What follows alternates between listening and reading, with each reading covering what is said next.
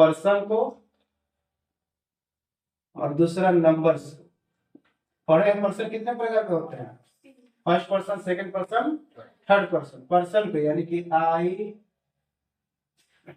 B you he she it names etc they होगा ना ये सब।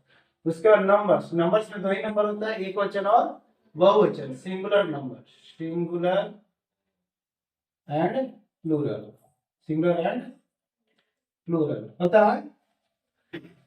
अब क्यों बता रहे हैं? क्योंकि ये जो प्रीपोजिशन है इस पे आधारित है। ये प्रीपोजिशन का प्रयोग करना किस पे आधारित है? पर्सन पर और नंबर्स पे, पर्सन पर और नंबर्स पे। एग्जांपल लेते हैं, राम एंड श्याम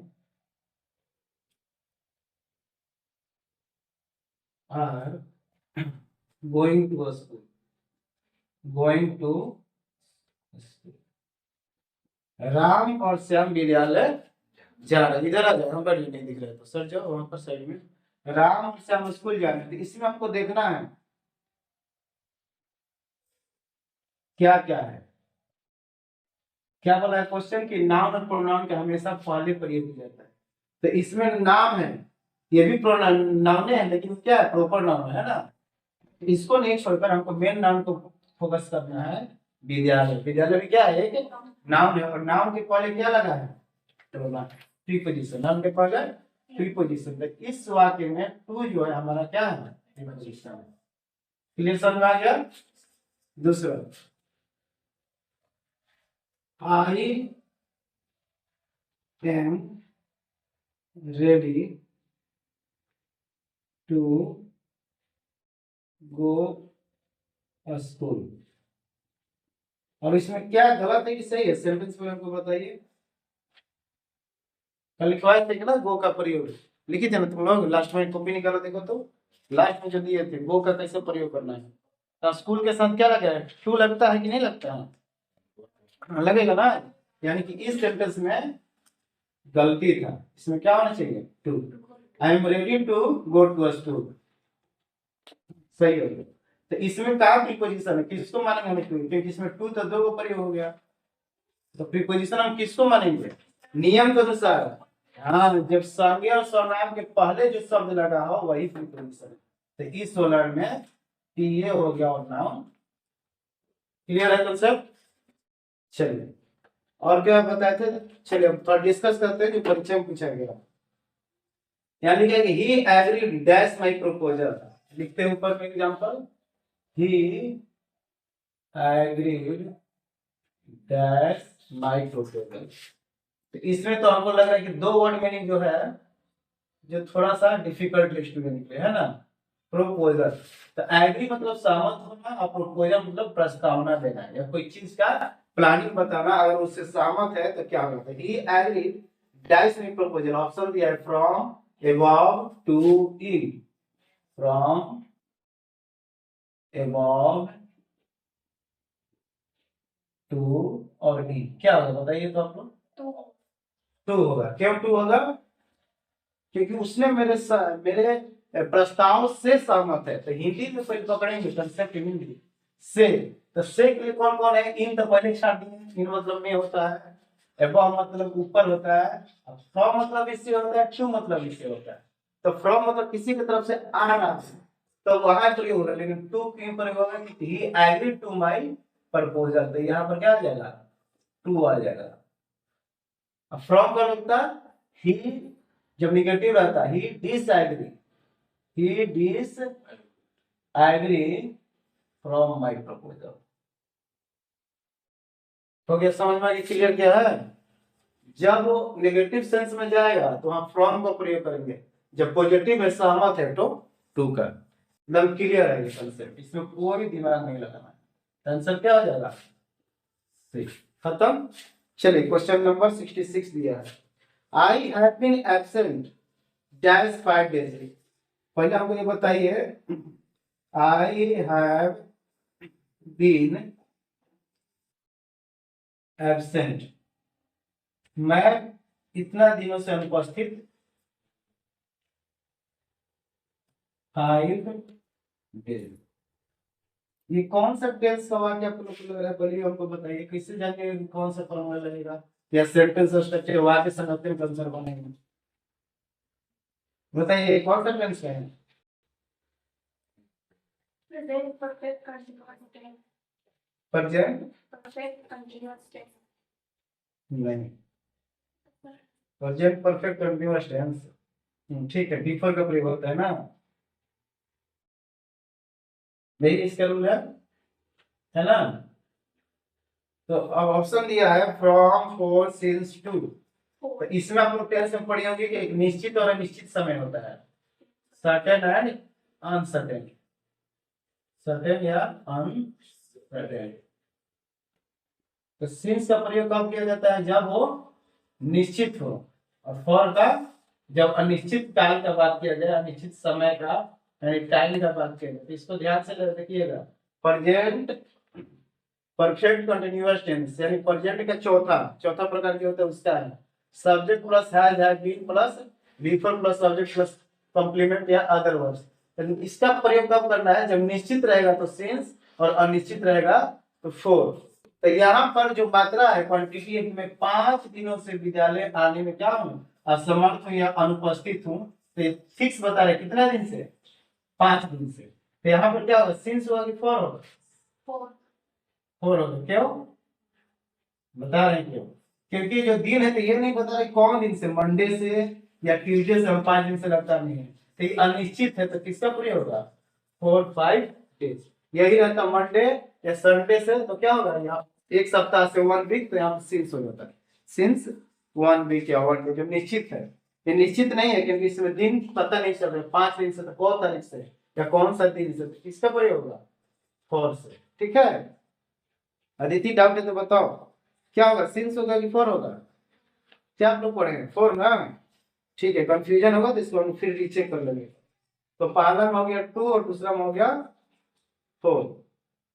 फिर वही क्वेश्चन पूछ दिया तीसरा, वी एग्रीड टू, वी जो ऊपर बताया है पहला वाला, we agreed dash this point.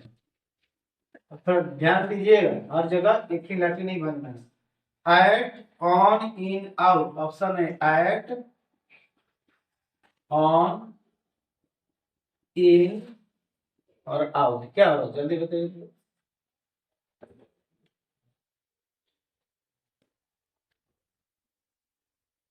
हमने उसके विचार पर सहमत हुआ। तो एट, ऑन, इन, आउट, विचार में तो घुसेंगे नहीं, तो मैं को पहले ही छाड़ दिए, बाहर होगा नहीं। और एट और ऑन दोनों का मतलब पार होता है, दोनों में से कौन सा होगा, क्यों होगा उसको देखना है। We agreed at this point होगा या we agreed on this point होगा? क्या लग रहा है आप लोग को? नियर बाई क्या लग रहा है, कौन सा लगभग हो सकता है? हाँ? इन तो पहले ही बाबू छाड़ दिए ना, इन मतलब में होता है, आउट होगा ही नहीं। ये दोनों में से बताना है, ऐड होगा कि ऑन होगा? ऑन होगा। आपका दीदी ऐड। अच्छा, और संजना, लक्ष्मी, जहां में स्टार डाल दिए वही मान लो सही है। क्या होगा? ऑन होगा। लग रहा है ना ग्रामर उल्टा है, लेकिन हम लोग पढ़ेंगे तो यहाँ पर क्या होगा? ऑन होगा। मैं उनके विचार पर सहमत हूँ, हिंदी नहीं होगा, उनके विचार से सहमत, हिंदी से ही आ रहा है, लेकिन इसका जो प्रयोग होता है लैंग्वेज में, स्पीकिंग में हमेशा ऑन रहेगा। On this point I am agreed with, क्या I am agreed on this point. अगर बीत रहा था यहाँ बीत भी हो जाता, I am agreed with this point, मैं इस विचार से या इस बिंदु से मैं क्या हूँ? सहमत हूँ। क्लियर? लग रहा है ना उल्टा ग्रामर? इसके लिए क्या जरूरी है? प्रैक्टिस जरूरी है। चलिए आगे बढ़ते हैं। और क्या पूछता है जी 10th में प्रीपोजिशन के बाद? कल बताया थे। ट्रांसलेशन दिया है, तो ट्रांसलेशन तो आप लोग को पता होना चाहिए, इसमें तो हमको पढ़ाना है नहीं, रिवीजन करा देंगे कल जनवरी से। दिया है, तुम्हें दोस्त को धोखा नहीं देना चाहिए। तुम्हें दोस्त को धोखा नहीं देना चाहिए, नहीं देना चाहिए। बताइए कैसे होगा? पहले कौन सा वाक्य है जी? कौन सा टेंस का? या पहले जब दूसरा चैप्टर में पढ़ा है शुड और ऑड का प्रयोग पढ़ा है ना, तो इसमें शुड और ऑड का प्रयोग क्यों होगा? क्योंकि हम बचपन से खाली जानते हैं शुड का प्रयोग तो जानते करते हैं, लेकिन ऑप्शन में शुड करके कोई नहीं दिया है, यानी सिंपल में हमको हिंट दे दे रहा है इसमें ऑड का प्रयोग होगा। चाहिए क्या होगा?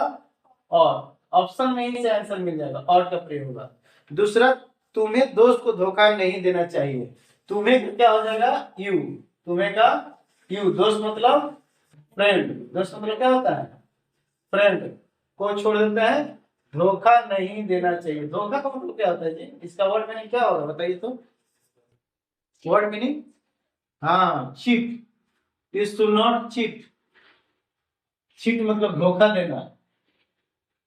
तो इसमें आंसर में देखिए क्या दिया है, मैं ऑप्शन पढ़ रहा हूँ, अल्टरनेटिव क्या दिया है, you ought not to cheat a friend, या you not ought to cheat a friend, you ought you to cheat a friend, friend you ought cheat not. अब बता रहे हैं इसमें क्या क्या गलती है। पहला नंबर कि जब भी ऑट का या शुड का पहले प्रयोग हो गया, या साइल या विल या इज या मार का, तो लास्ट में क्वेश्चन मार्क होना चाहिए। तो सी नंबर हम क्यों छाड़ दिए? क्योंकि ये गलत ही है, क्वेश्चन मार्क नहीं है। जबकि वाक्य से पता चल रहा है कि कोई प्रश्न पूछ रहा है और टू चीट अ फ्रेंड, तो यहाँ पर हम क्यों छाड़ दिए? क्योंकि क्वेश्चन मार्क नहीं है। तो पहले समय बचाना है, छाड़ दिया हम, सी नहीं होगा।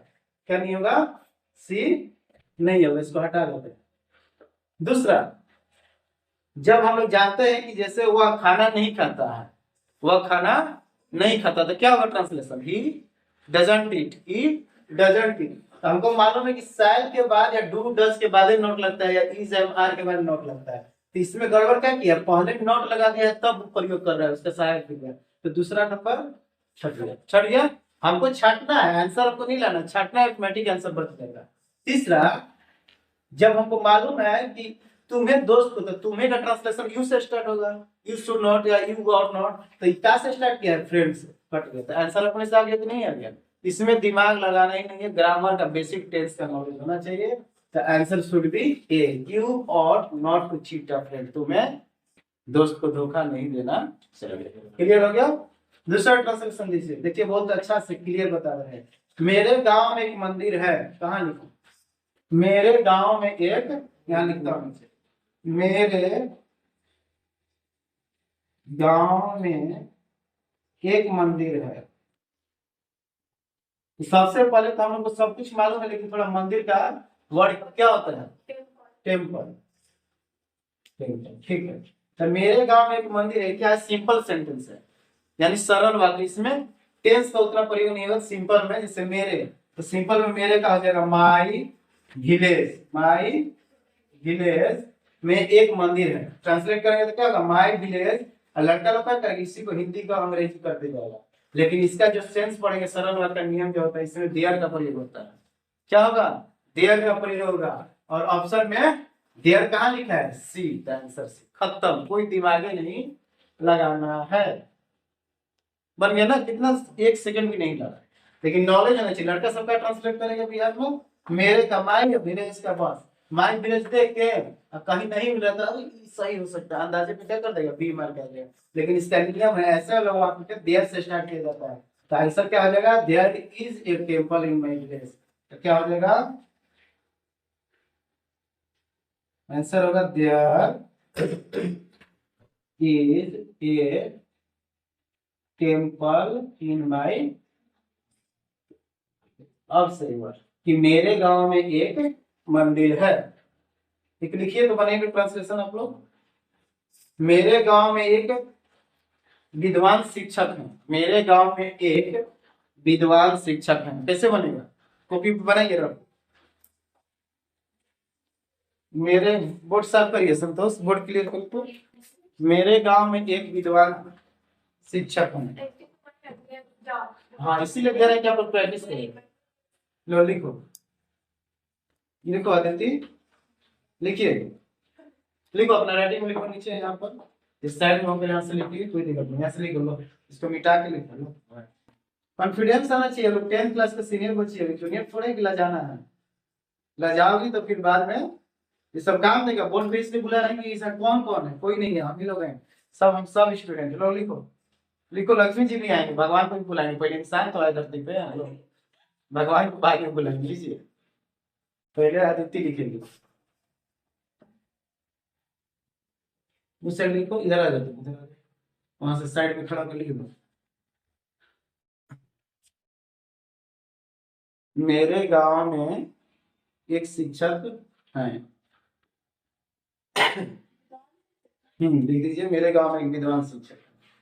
कपड़ा कहाँ रखे, देखो ना, कपड़ा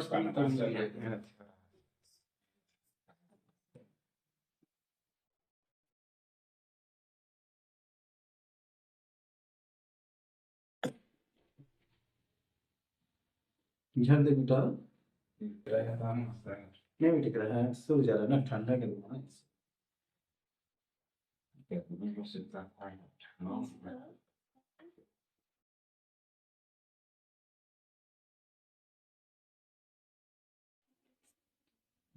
फुल स्टॉप दीजिए लास्ट में, फुल स्टॉप। हाँ ठीक है। There is a dash teacher in my village. अभी टीचर से क्वेश्चन पूछती, तुम ही बताओ, हमको ना मालूम विद्वान का मतलब क्या आता है। तो विद्वान का हम पहले पढ़ाए थे, किसको पढ़ा रहे थे? अच्छा, 8 क्लास वाला बेटा। विद्वान का मतलब there is a wise, wise मतलब क्या? बुद्धिमान या विद्वान। वाइज या simple, there is a scholar, SCHO, there is a scholar. There is a scholar teacher in my village. विद्वान या वाइज, बुद्धिमान, बुद्धिमान विद्वान, ठीक है। या सिंपल में अगर नहीं आ रहा तो सिंपल में डाल देंगे there is a famous teacher in my village. खत्म हो गया कहानी। चलिए लास्ट तीसरा 24। राज महेश से अधिक तेज है। राज महेश से अधिक तेज है। किससे बनेगा? राज महेश से अधिक तेज है। is more intelligent. तो ऑप्शन में देखेंगे तो छांटने का तरीका हम बोले, आंसर अपने से आ जाएगा, बनाने की जरूरत नहीं। देखिए लिखा है पहला इंटेलिजेंट, पहला राज है या राम है, जो भी हो, तो पहले शुरू में तो राम होना चाहिए। तो यहाँ महेश दिया, ये खत्म हो गया, इंटेलिजेंट दिया, दो खत्म हो गया। तो राज के साथ जब नाम है तेज है का मालूम क्या है? इज। तो राज के साथ क्या लगना चाहिए? इज का प्रयोग होना चाहिए। तो इसमें इज कहाँ है? यहाँ है, नहीं है, तो ये भी छट गया था। आंसर कौन है? कितना समय बच गया? 1 सेकंड। ट्रांसलेट करना ही नहीं है हमको, बस स्ट्रक्चर, सेंटेंस, वाक्य संरचना क्या है उसको पकड़ना है। आंसर होगा Ram is more intelligent then Mahesh. ये जो वाक्य किस चैप्टर से पूछा गया है? ग्रामर का। डिग्री, डिग्री जब पढ़ोगी, कंपैरेटिव सुपरलेटिव होता है ना, तो उसमें ये सब होता है। तो कितना आसानी से हम छाप दे रहे हैं, तो वैसा प्रैक्टिस करोगी तब हो पाएगा। आगे पूछा हुआ है नरेशन, डायरेक्ट स्पीच और indirect speech. The teacher said that India has 6 seasons is. Direct speech बनाना है। इनडायरेक्ट में दिया है, सेड दैट का प्रयोग हो गया तो क्या है? इनडायरेक्ट नरेशन होगा, इसको डायरेक्ट में बदलना है। तो क्या होगा? The teacher said that India has 6 seasons, कि भारत में 6 ऋतुएं हैं, तो ये 6 ऋतु होते हैं। तो इसका क्या होगा? उल्टा क्या बनेगा जी? कौन सा पहले टेंस का नरेशन है? लिख देते हैं क्वेश्चन 75। द टीचर, नरेशन पढ़िए आप लोग ना, पढ़ के भूल गई होंगी, थोड़ा बहुत तो याद होगा ही। The teacher said that India has 6 seasons, 6 seasons. शिक्षक बताते हैं कि भारत में 6 ऋतुएं होती है, भारत में 6 ऋतु हैं।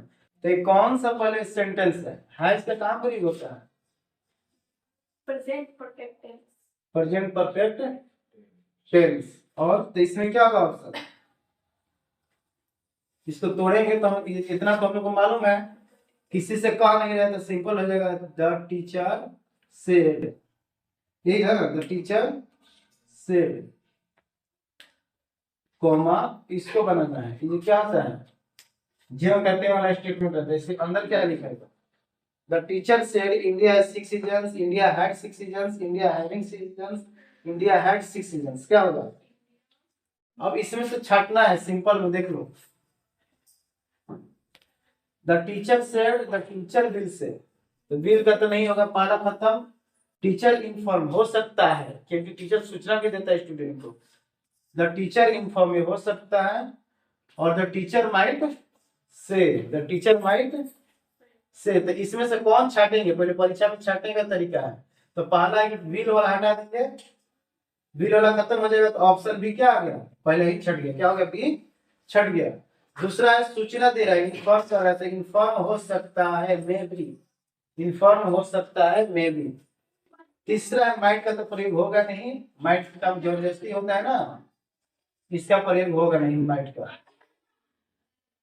तो सिंपल में हमको जो लग रहा है वही होगा। अब क्यों इसको हम छाट रहे हैं इन्फॉर्म को, कि इसमें V4 का प्रयोग किया गया है। V4 का प्रयोग इंडिया हैविंग से, इंडिया के पास 6 ऋतु हो रहे हैं, तो हो रहे थोड़े ना। तो एक यूनिवर्सल ट्रूथ है कि भारत में 6 मौसम होते हैं। कौन कौन मौसम होता है, समर, विंटर, रेनी, ऑटम और स्प्रिंग, है ना। और एक सीजन छूट गया, और बताइए जल्दी बताइए। समर, रेनी, विंटर, ऑटम, स्प्रिंग, और एक क्या है, चलिए मास्टर को नहीं आ रहा तो होमवर्क को खोज लेंगे कल हम लोग, है ना। ये अच्छा है, यहाँ पे हम लोग जिसको ना है उसको मान लेना होमवर्क, फिर कल मिल के खोज के आएंगे तो कल ज्ञान हो जाएगा। जरूरी नहीं है कि टीचर को सब सही समय पे याद आ जाए। चलिए आगे बढ़ते हैं।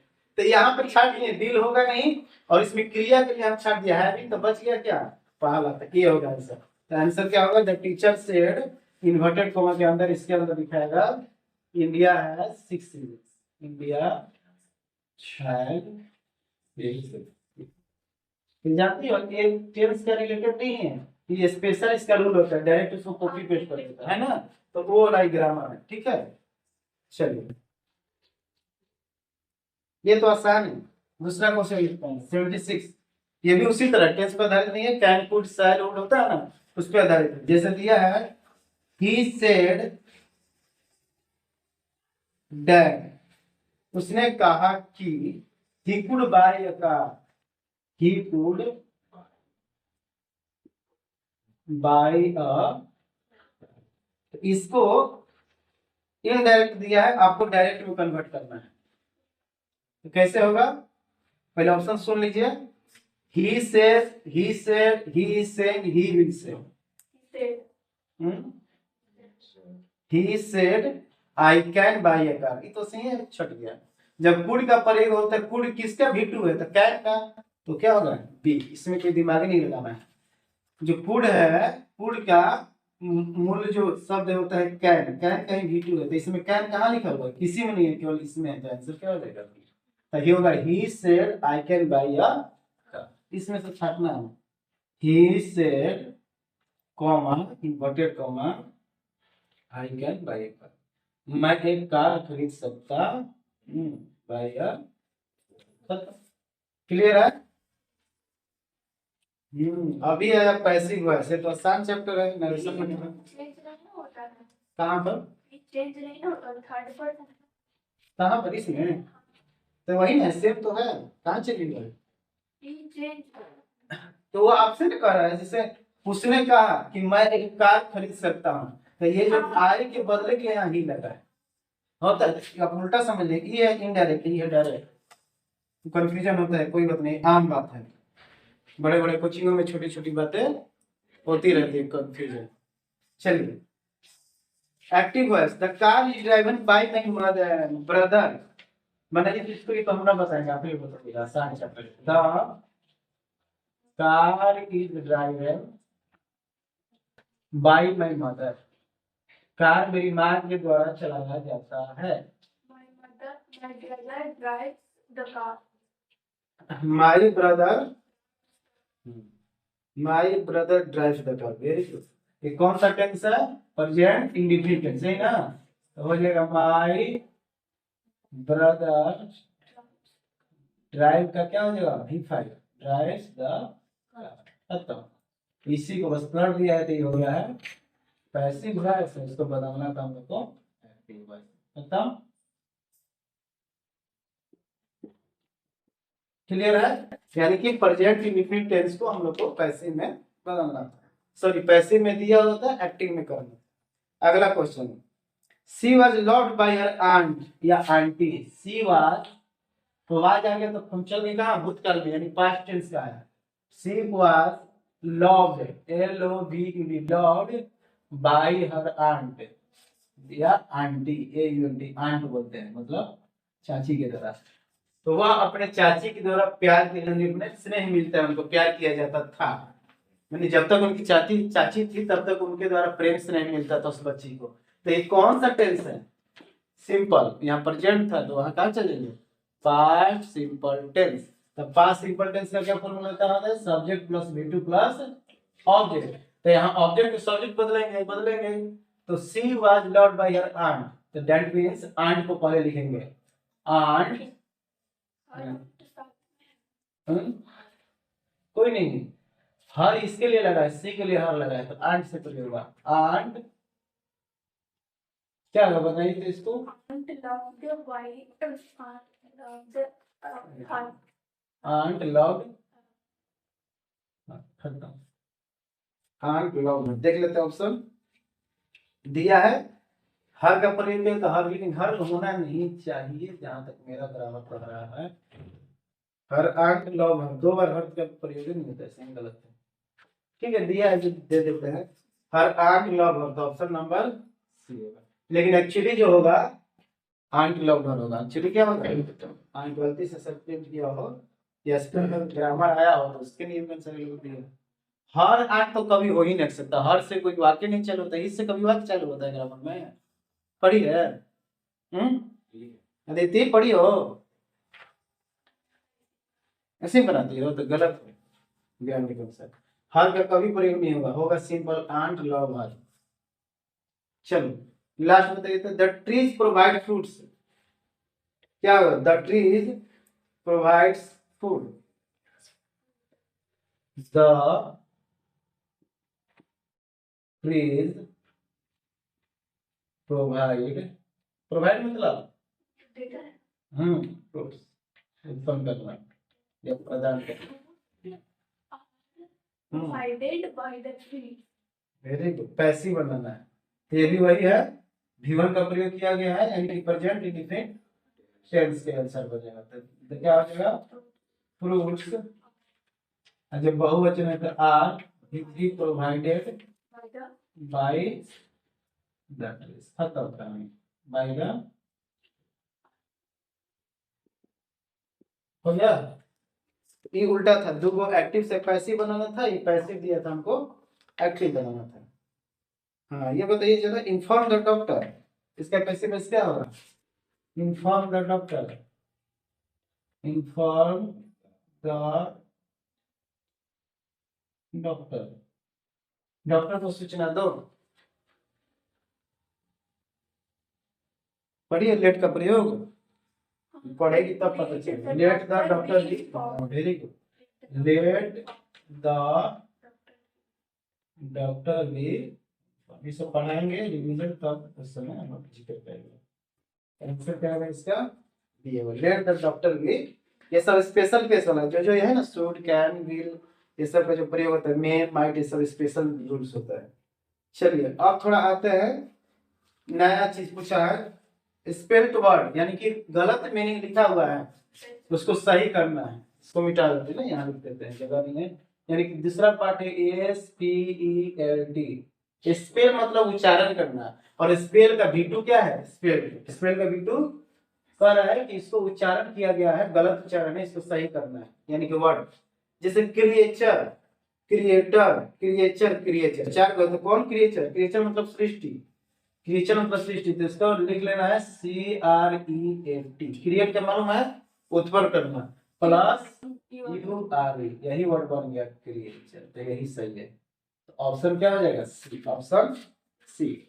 दूसरा है इंसल्ट, अपमान करना, इंसल्ट, हाँ इंसल्ट, अपमान करना, तो इन प्लस सर्ट, इसी को लिखेंगे, इंसल्ट मतलब अपमान करना। तो इसमें क्या आंसर हो जाएगा, बी। सब हम मार देते हैं, सब प्रैक्टिस करा लेंगे। सेवरल का मीनिंग बताइए, बुक में हम पढ़ा है, सेवरल मतलब क्या होता है, सेवरल ऐसे वर्ड होता है, सेवरल मतलब बहुत, बहुत सारा, सेवरल, है we have several subject in 10th class. 10th class में बहुत सारे क्या है विषय है तो 5 है, लेकिन गार्जियन को डरवा देते हैं बहुत सारे हम लोग पढ़ते हैं विषय। विज्ञान में फिजिक्स पढ़ते हैं, केमिस्ट्री पढ़ते हैं, गार्जियन बेहोश, तो उसको होशो नहीं आ रहा है, 1 घंटा ज्यादा सो गया गार्जियन, मैंने दुकान में खोला कि नहीं खोला, डॉक्टर साहब ऑपरेशन कर रहे हैं, रोगी मर ही जाएगा, वहीं में कैंची छोड़ देंगे।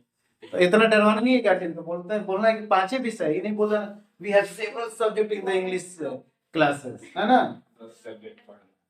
चलिए तो इसमें आंसर हो जाएगा डी सेवरल का। देख लेना है, सब मीनिंग रटने वाला चीज है, क्लास खत्म कर देते हैं इसी को। आगे गार्डनर का मालूम होगा, गार्डनर हाँ, माली जो होता है, India. GARDNER, ठीक है, गार्डनर मतलब माली, फूल पत्ती को जो पानी देता है। सी ब्यूटीफुल का तो स्पेलिंग याद है, तो बताने की नहीं जरूरत है। ब्यूटीफुल का स्पेलिंग बोलिए, ब्यूटी वाई हटाकर सफिक्स जोड़ देंगे ब्यूटीफुल। इसमें क्या हो जाएगा, जब वाई हटता है तो किसमें बदल होता है, आई में। यहाँ वाई है तो इसको हटाएंगे तो ब्यूटी। अभी नहीं लिख देना परीक्षा में F तो मारने लगेगा सब।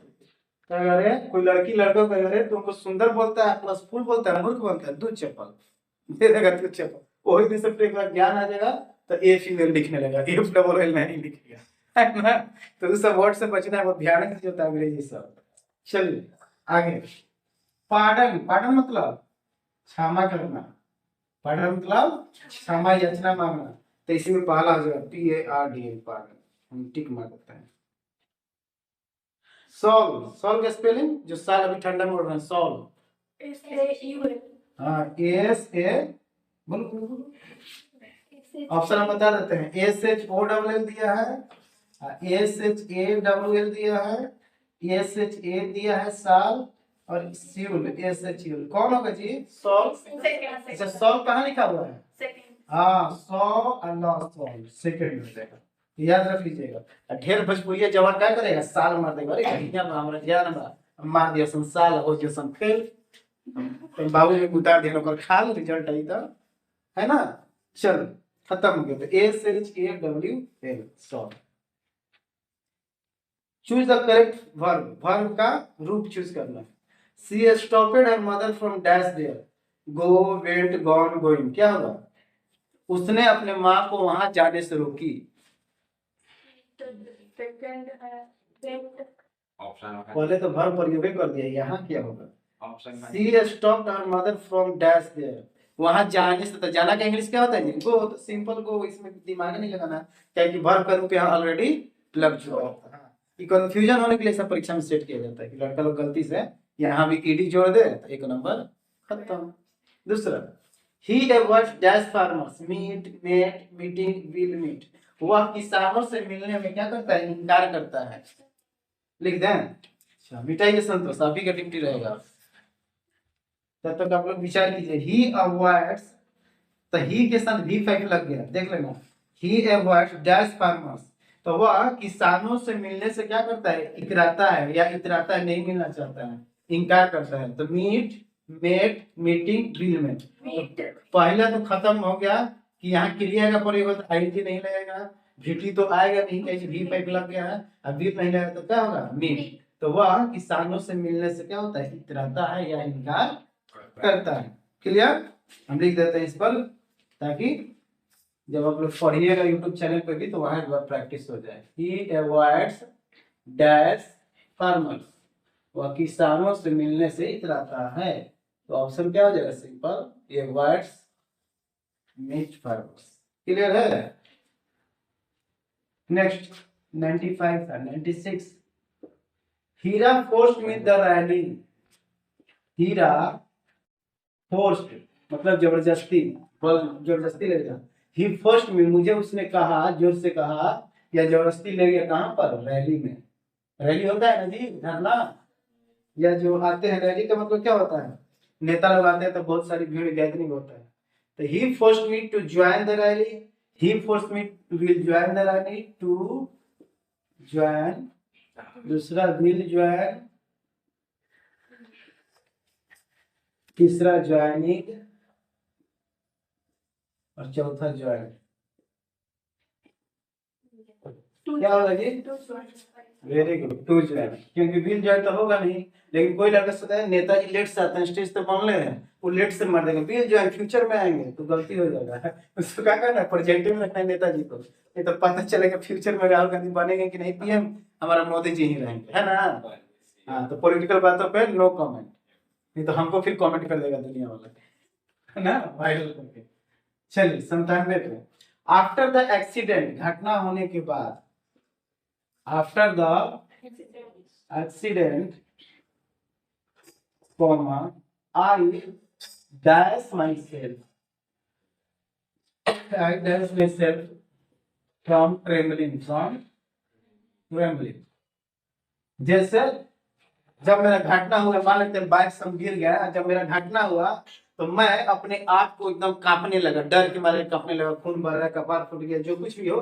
ट्रेवलिंग मतलब कांपना, ट्रेवलिंग मतलब थरथराना, कांपने लगा, थरथराना, मैं कांपने लगा। जब पर बताए थे आईएनजी जुड़ जाएगा तो क्या हो जाएगा, जिरंड बन जाएगा। कल ग्रामर बताया था ना जी, जिरंड बन जाएगा। जब वर्ब में आईएनजी जुड़ जाता है तो ये व्याकरण हो गया, जिरंड हो गया। वर्ब में, क्रिया में, आप प्लेइंग भी हो सकता है लेकिन उसका सेंटेंस अलग रहेगा। जैसे आई लाइक प्लेइंग चेस, यहाँ जो प्लेइंग है ये क्रिया नहीं है, ये क्या हो जाएगा, जिरांड बन जाएगा, क्या हो जाएगा, ग्रामर का व्याकरण।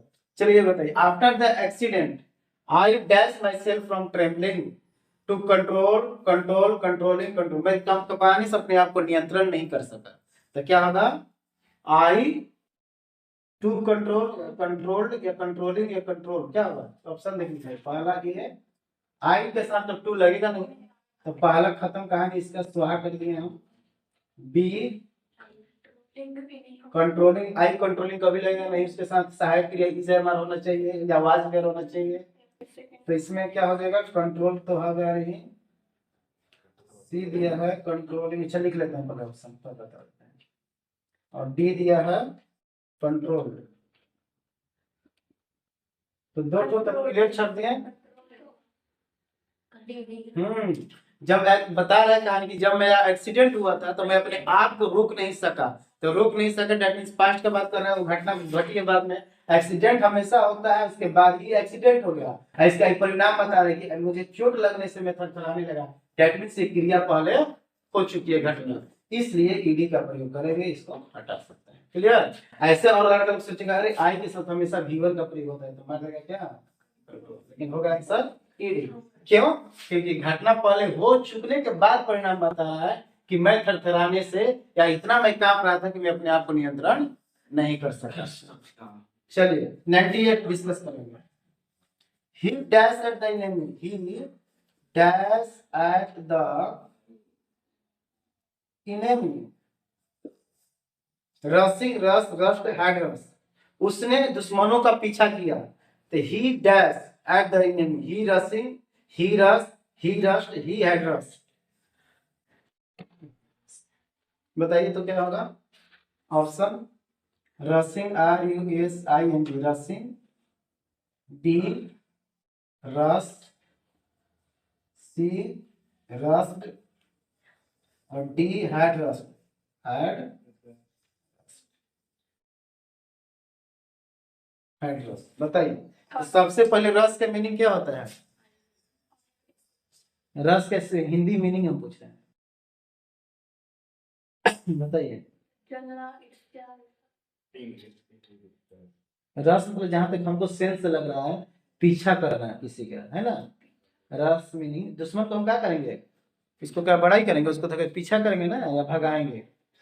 रस या दौड़ाना भी बोल सकते हैं उसको, वही होगा दौड़ाना, या नहीं दिया लिखा है गति करना, गति करना नहीं, सिंपल में दुश्मन लोग आया, मैंने उससे क्या किया, भगाया, दौड़ाया, तो क्या होगा, दौड़ाया।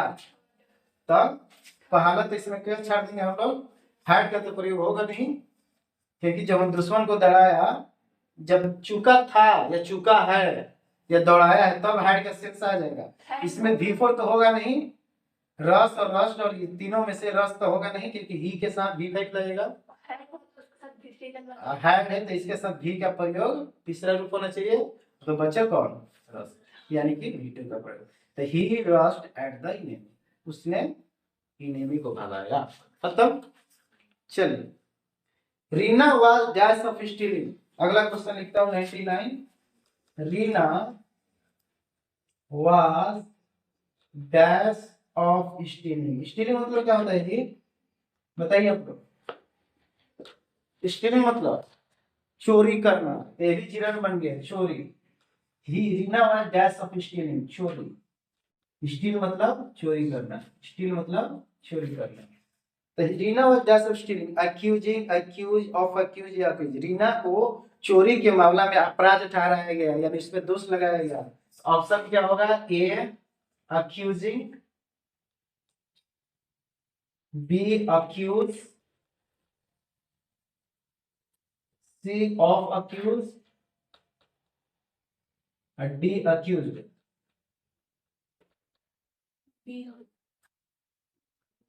बताइए। सबसे पहले जब यहाँ जिरन का प्रयोग हो गया तो यहाँ तो ये होगा नहीं, आगे नहीं तो होगा नहीं तुमको। रीना वाज ऑफ अक्यूज नहीं होगा, रीना अक्यूज होगा ही नहीं, सिंपल जब वाज हो गया तो अक्यूज का तो बात ही नहीं रीना का। अब इसी दोनों में से कोई होगा तो कौन होगा जी, ऑफ अक्यूज होगा कि अक्यूज होगा। रीना वाज ऑफ अक्यूज या Reena accuse of stealing, simple में इसका कोई सेंस नहीं बन रहा है क्योंकि वाज के बाद ऑफ का प्रयोग होता नहीं, डबल क्या सहायक क्रिया नहीं हो सकता, अक्यूज होगा, क्या हो जाएगा अक्यूज। तो Reena was accuse of stealing, इसके ऊपर किस चीज का दोष लगाया गया है, चोरी का दोष लगाया गया है, यानी कि डी हो जाएगा।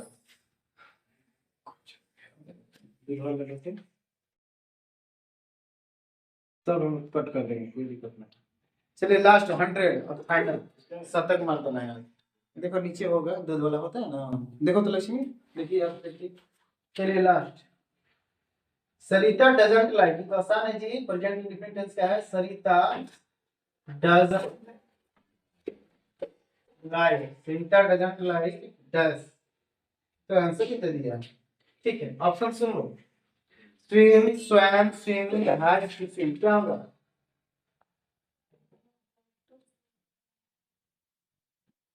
ऑप्शन लिख लीजिए। चलिए चार ऑप्शन हम लिखते हैं, एक प्रेजेंट इंडेफिनिट टेंस को आप लोग बनाइएगा। सरिता डज नॉट लाइक, सरिता या पसंद नहीं करती, क्या तो लिखा है ऑप्शन स्विम, तैरना, स्वयं, तो ये तो सही चला गया। स्विमिंग क्यों चला गया, क्योंकि ऑलरेडी विफल का प्रयोग किया गया, डज नॉट नेगेटिव में। और लास्ट में हैज टू स्विम, तो हैज तो लगता नहीं कहेंगे, डू डज का प्रयोग हो चुका है, तो जो बचा वही हमारा क्या हो जाएगा, सबको आंसर देखिए swim. He does not like swim, he does not like eat, he does not like read, होगा ना, वह उसे तैरना पसंद नहीं है, सरिता को तैरना पसंद नहीं है। चलिए, तो ये था हम जो बात किए हैं, हम लोग क्या क्या पढ़े हैं, थोड़ा इस पे प्रकाश डाल देंगे, रफ कॉपी निकालिए आप लोग, ठीक है। तो आज का डे कैसे क्वेश्चन सेट होगा, कैसे पूछते हैं, उसको जानकारी से बिल्कुल क्लास में thank you knowledge scale for this life.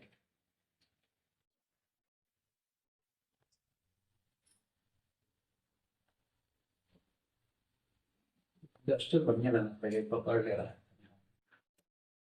हाँ सर, हम्म 10 साल पढ़ा, 10 साल का 10 मंथ बिफोर, एक साल वहीं लेना हो गया ना, हुआ अप्रैल आया तो 4 महीने बाद 8 है। चलिए ध्यान से देखिएगा, इंग्लिश सब्जेक्ट का जो क्वेश्चन आ रहा है, कितना मार्क का होता है आप लोग का परीक्षा, टोटल फुल मार्क्स रहता है 100, है ना 100। टाइम कितना का देता है, 3 घंटा का एग्जाम होता है, वाह। देखिए पार्ट ए ऑब्जेक्टिव पूछता है ना जी, ऑब्जेक्टिव या अल्टरनेटिव्स, Notifications. वैकल्पिक या उद्देश्य बहुउद्देशीय क्वेश्चन पूछता है। चलिए ए नंबर क्या मैं पढ़ रहा है, लिखो ये लिखो, देखना नहीं है, नहीं लगता तो इसलिए तो करा वहां बैठो तुम। तो इंग्लिश विषय में फुल मार्क 100 का होता है, टाइम 3 घंटे 15 मिनट, जितना भी देख लीजिएगा अपना बुकलेट पे, या तो मालूम होगा पर परीक्षा होता है उसमें लिखा होगा। तो ऑब्जेक्टिव होता है, ऑब्जेक्टिव या अल्टरनेटिव, कंफ्यूज नहीं होना है। अल्टरनेटिव का मतलब है वैकल्पिक, ऑब्जेक्टिव मतलब उद्देश्य बहुउद्देशीय, तो उसका ऑप्शन रहेगा। तो इस सब का कितना ऑप्शन देता है ऑब्जेक्टिव क्वेश्चन का, ए बी सी और डी। ई भी आता है आप लोग को, नहीं आता है, चलो कोई बात नहीं। दूसरा, तो ये जो ऑब्जेक्टिव क्वेश्चन है इस पर आधारित रहेगा। पहला स्टोरी जो हम पढ़ा रहे हैं, सिंपल इसको बोलता है इंग्लिश ग्रामर के अनुसार प्रोज, क्या बोलेंगे, prose and poetry, prose and poetry, इससे क्वेश्चन आता है ऑब्जेक्टिव। दूसरा हम लोग क्या देखे, इसके बाद क्या आया था, साइनोनिम्स, क्या आया था, साइनोनिम्स, यानी कि समानार्थक शब्द और विपरीतार्थक शब्द, एंटोनिम्स, याद कर लीजिएगा, साइनोनिम्स एंड एंटोनिम्स। तीसरा हम लोग क्या देखे, प्रीपोजिशन, हमेशा पूछा है, पिछला साल का भी चेक कर रहे थे, प्रीपोजिशन का प्रयोग पूछा है। चौथा है नरेशन या direct speech, indirect speech, narration. पांचवा वॉइस, छठवा ट्रांसलेशन,